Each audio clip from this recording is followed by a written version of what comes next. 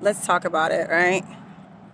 So I'm walking and I'm thinking, as I'm mastering different ways of dealing in a positive way, right, with my mental health disorder, I've thought about a lot of things, right?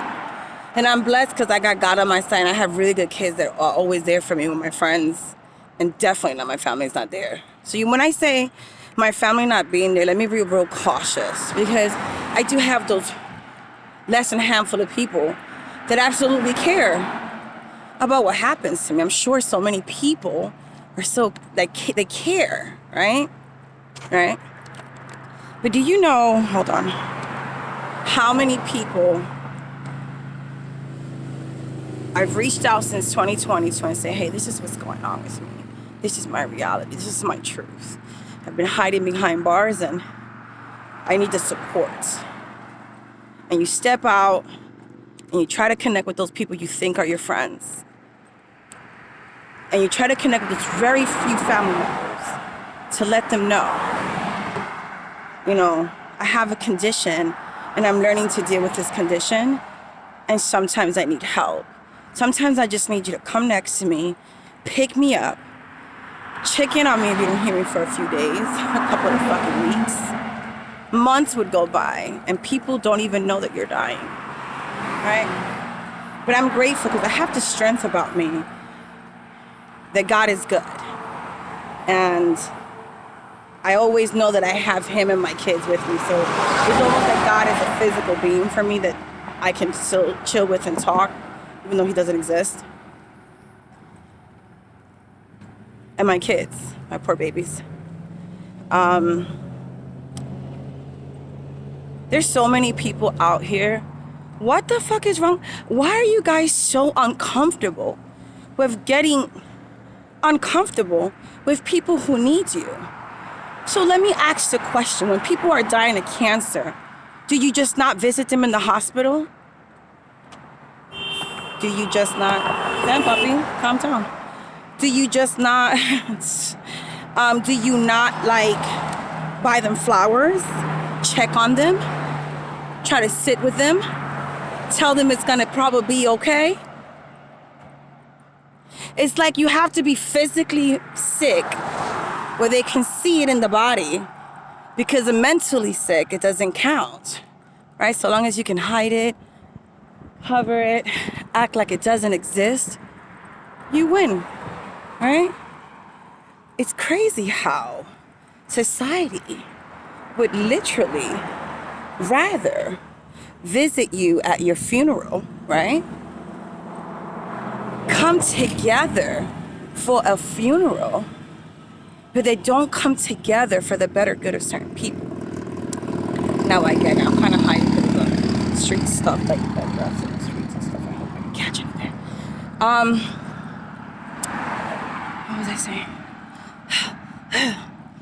It's crazy how people come together at a funeral and they're willing to sit there and say, oh, they were so wonderful. Oh, they were such great people. Oh, they meant so well. Oh, how sad she was sick. Yeah, they had bipolar. Or yeah, they were severely depressed. It's like you guys would rather congregate and get together to celebrate the death. Fuck celebrating life at that point. To celebrate the death of someone. Is it because they're no longer your problem? Is it because, why is it? Like, if you have someone in your life who actually makes an effort to tell you how their condition feels to them and whatever those complications are, and you don't see that as a little small cry for help or a small cry for support, you guys are fucking retarded.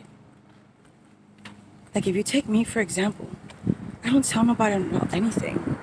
So if I actually take the time to try to share something with you, that means I'm probably trying for you to care enough to try to understand what it is that I might be going through. With the hopes that if you don't maybe hear from me for a few days, maybe you'll reach out. and not expect me to come through. How about you get your ass up and come to me? How about you come and pick me up? Right? Like, hold on, guys. Give me 1 second. Gotta pause this. So, it's a little my sock. I don't know. Like, it just really saddens me. Mental health is the leading cause of suicide. It's higher than most cancers. Number one, mental health suicide due to symptoms of a mental health disorder or temporary psychosis that anyone, 10% of the population, can just gain easily through a traumatic experience or genetic. Could be environmental, it could be genetics. If you're a base of both of them, you fucked. Do you know how many people, how beautiful it is to have a support system and how sad it is to not? And then you're gonna have friends that are probably watching. They're like, this bitch pushed me away. Nah, nigga. Did not. You have to understand, when you have a mental health issue that you're trying to work on your wellness and not your illness, you have to pick the people around you cautiously. Right? If they're not wanting to change or wanting to get better, they might not be the people that you want in your life to help you get better. They might mean well, because those people that are fucked up, we mean well. We want to be there for everybody. But you might not be the best resolution, because you might trigger someone. Right? So don't get fucking offended. Stop being selfish. Don't take it personal. It's not that serious. Okay? If someone's helping you and you are triggering them, it's time to exit. I'm very intelligent, especially psychology-wise. I know when it's time to exit, right? So you gotta be careful about that shit too, guys.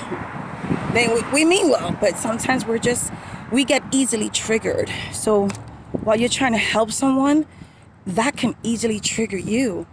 And you can spiral absolutely out of control. So it's not always worth it. It can be very dangerous. So you have to really honestly tread lightly. Such a beautiful property, my God. You get it? So I guess the message for me, for you guys is, yo, don't expect invitations to funerals. I don't give a fuck if your mom, dad, or what. Like, if you're not celebrating with someone when they're alive, while they're well, don't celebrate them in their death. You have no part of their joy. You were not a part of helping that person be better. Do you know that sometimes, most of the time, it takes 5 minutes of your time, of your conversation? You know, sometimes, a lot of the times with people with mental disorders, like literally, like no lie, 5 minutes of your time, 20 minutes of your time, make them laugh. Talk them off the fucking ledge. Talk them off the ledge. Or just check in on them with nothing that you want in return. No sex, no dick, no pussy. You just want to communicate with someone because you care enough. You want them to feel loved. That's it. That's all. And I hate when people feel a certain way and don't express it. I'm an expressive person. I love you. And it's so hard when you just, that is such New York right there. It's so hilarious. I haven't seen that in a while. You know the little levers that says police and fire? I don't think I've ever seen that in Florida. I just seen that. That's actually pretty cool. Anyway, where was I? So, I don't know, it was on my mind and I had to just kind of talk about it. You know, had a friend this weekend. We had a conversation. Didn't get too deep. But we got deep enough. I was grateful for that conversation. Expressing myself and how I'm feeling. Them expressing themselves and how they're feeling. That's so important to me. You know, it matters. Those things to me absolutely matter, you know?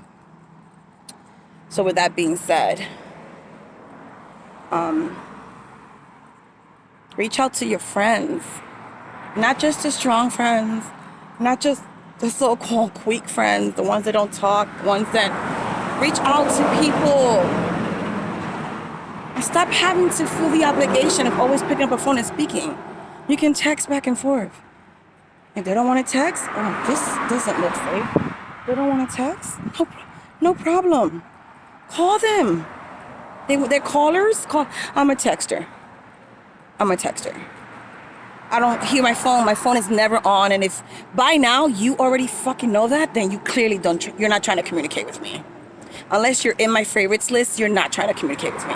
So stop the bullshit. I don't go for it. Bullshit. I'm the texter. My daughter's a caller. Everyone is different in their own right, in their own way. You know what I mean? I really walk down on this side. So pretty. Yeah. People know. People will catch on. Yeah. Why is it so hard to understand that some people have to shut everything and everyone out in order to survive sometimes? You got to work on your wellness and not your illness. And if you have a circle around you who's literally trying to take you down or have no relevance in your life, remove yourself. Remove yourself. What's the point of keeping people around who are not inspiring you, who don't talk about things in order to find resolutions or resolve the problem, who don't sit there and laugh with you, who don't sit there and cry with you? They just want whatever it is that they can gain from you, whether that's emotional support for them, sex for them, attention for them. They're not able to meet you no matter what. No matter what. Sometimes we need to really realize that people don't give a fuck if you are dead and alive.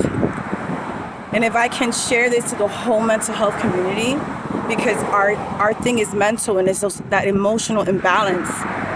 If we could continue to remember when we feel that normality, when it kicks in, that everybody goes through the same shit. And it's an everybody issue. And the difference between them and us is how we react to it. Their mind is still balanced, so they can think logically better logically. They can remember better. They have their ups. And sometimes our memory lapses. We remember, but it might take time. It might not be on the moment. You know, sometimes our logical way of thinking isn't there. It comes, it hasn't gone anywhere, but in the moment, we lose that logical thinking. However, the issues are similar, the same for everybody, whether they have a mental health issue or they don't. So, if we can hold on to the ability to understand, stop. Don't make decisions rashly. Don't make those decisions so quick. Try not to react emotionally, which is hard for us. I tend to walk out. I tend to get quiet because I feel everything. And I want to tell all my friends, oh, I love you. If I like somebody a lot, I want to tell you how I feel. But at 40, I realized that I can't give that to everyone. And even when I got to pull myself, and there's always that void of I never get back what I give. So you got to put a space between you and those that don't feed you. They don't feed life into you. They don't feed life into you. You have to. You absolutely have to. You have to. Pretty. You have to. You have to live for you. You have to live for your wellness. Start working on your fucking illness, and let's start working on our wellness. Okay? And that doesn't mean hoeing around, guys. It just messes it up. You have to work on yourself, which means you have to be by yourself. At one point in your life, you have to be by yourself because you're going to always feel like it's just not enough. And so someone fills that void for you, whether it's a friend or someone that God blesses you with, that you're just like, I've never felt this before. That you're happy, that your sadness is okay, because they understand it's temporary and they're gonna lift you up with them. And if you love yourself, get your ass some therapy. Because you can't have a mental health disorder and try to live a normal life without help. Your burdens are not the other people around you. So meet them more than halfway and get the help that you need. Get the help that you need. And find people who want to love you, who are not afraid to hold you and say, I love you, because they understand that you need to hear those words in order to live. So, if you are seeing this now, I love you. And I have to go because it's about to pour bloody murder rain, and I literally want to enjoy the shit. I do. I'm gonna act like 10 years old and just fucking walk in the rain. You know why? Because we live once, and tomorrow we might not be here. I might not be here in the next 5 minutes. So I'm gonna enjoy that shit. So long as there's no lightning. Look at the beauty. Look at the beauty behind me. I cannot stress how nature walks are life-saving. Work on your wellness and not your illness. Bye guys.